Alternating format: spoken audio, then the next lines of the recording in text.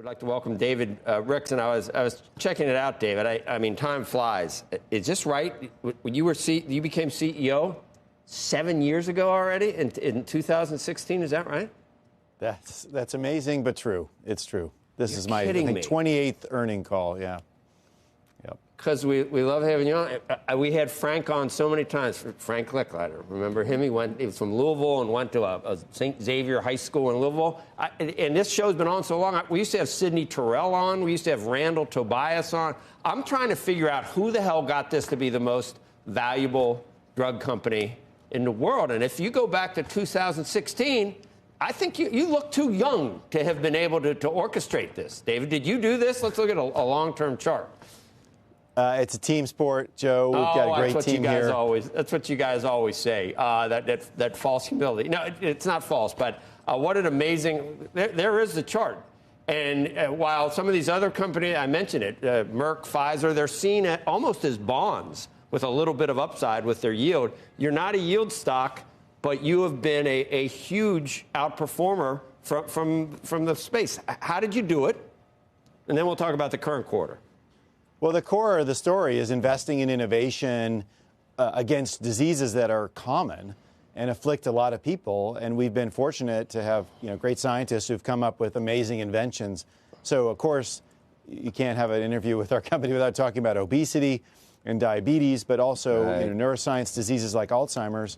I think the world wants cures and answers to these terrible conditions that afflict a lot of people, and they want medicines that are safe and effective and can be scaled. I think when we hit that target, we can create a lot of value in society and for ourselves and our investors, and I think that's what we've been doing.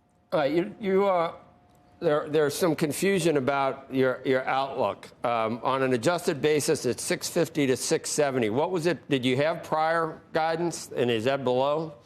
Well, here we have to talk about the accounting treatment of what we call in-process R&D. So when we make acquisitions, the new rules are we put those through the income statement. We don't capitalize them.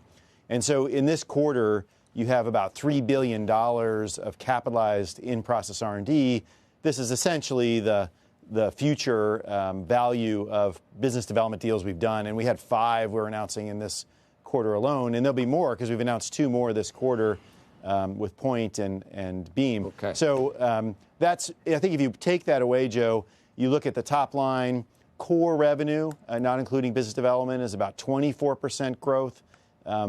Margin looks a little better at the gross margin line. We're spending a little more in R&D than we thought, but that's because we see great promise in the medicines in our pipeline. How much, I'm not saying there's any excitement or fluff in the stock, but how much of this is the weight loss, is Mounjaro? And Mounjaro results were above expectations, too. But this has got people, I mean, it has, I saw that Krispy Kreme Donuts is worried about its outlook because of the weight loss drugs. Yeah, I've heard that. I'm not going to speculate on those things. Of course, people who are using Mounjaro are now using it for type 2 diabetes. We have an application under review at the FDA. We expect action on this quarter for obesity. And when they're on the medication, we know from our studies, people do eat less. That's how you lose so much weight. And in our studies, again, reminder, people lost on average 48 pounds of weight in a little over a year. That's a life-changing and health-changing event for people. So we're focused on getting that application out. But the Mounjaro sales in Q3 were really mostly in diabetes and I think beat expectations and had a really strong quarter for us. So excited about that upcoming approval, we hope, here in Q4. What do you have?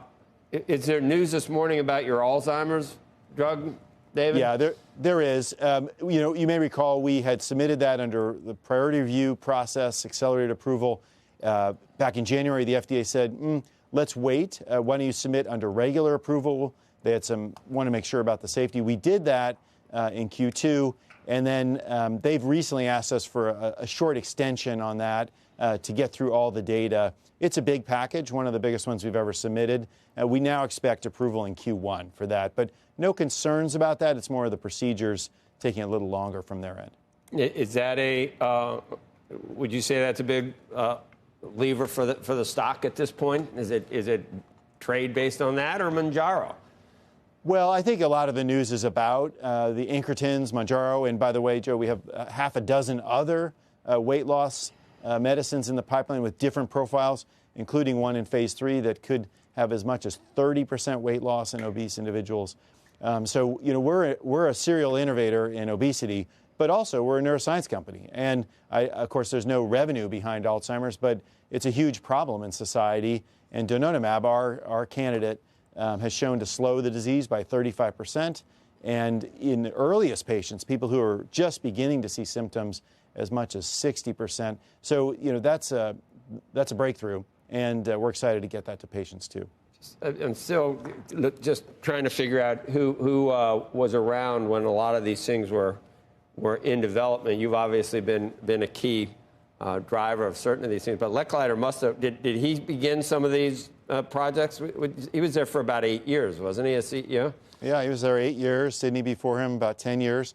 I've been at the company 27 years. As I said, we've got 39,000 people around the world. We're all working to make great medicines and make the company more valuable. I worked with all those gentlemen, and I'm lucky enough to lead the company now. And there's people who work with me who are also responsible for a huge part of this success. So, what do you lose next year in terms of exclusivity? Yeah, that's a big part of our story, too. We don't really have patent losses for the next 3 or 4 years. I think our next one will be a partnered product called Jardiance. Trulicity, a big seller for us now, I think comes up in 28 in the U.S., 30 in Europe. It's a huge seller. $1.7 billion just in the quarter for Trulicity. That's right, and that's a GLP-1 drug for diabetes. So that's risk 3-4 years from now. But of course, we have other incretins like Mounjaro, like Triple G, retatrutide coming that will probably offset that loss and then some. So I think we've got a great outlook for the rest of the decade. We expect strong growth. And with that growth, we want to invest in both business development opportunities, like we saw this quarter, 5 new deals of small size, but making medicines for the future that could be really impactful. And then in our own P&L, our mid-range of our guidance is $9 billion in R&D this year. I think investors should read that as huge excitement for the Lilly portfolio of the future. More than coincidence that you're the most valuable drug company and Novo Nordisk is second. And it both have these these obesity. I mean, it's a major problem, and obviously it's going to be a lucrative franchise for both of you. But I would think eventually that whoever can handle Alzheimer's, that maybe that company would be the most valuable. It could be a $1 trillion market opportunity. Yeah, in other forms of dementia and brain disease, right? Brain is really sort of the last frontier of understanding biology. We're starting to crack that code. And I think the companies that can, look at Parkinson's, ALS, these are terrible, terrible conditions. We're working on all of them, so are other companies. And, that's the value proposition of the industry is go to the next frontier and solve the next problem. And Lilly aims to be at the front of that.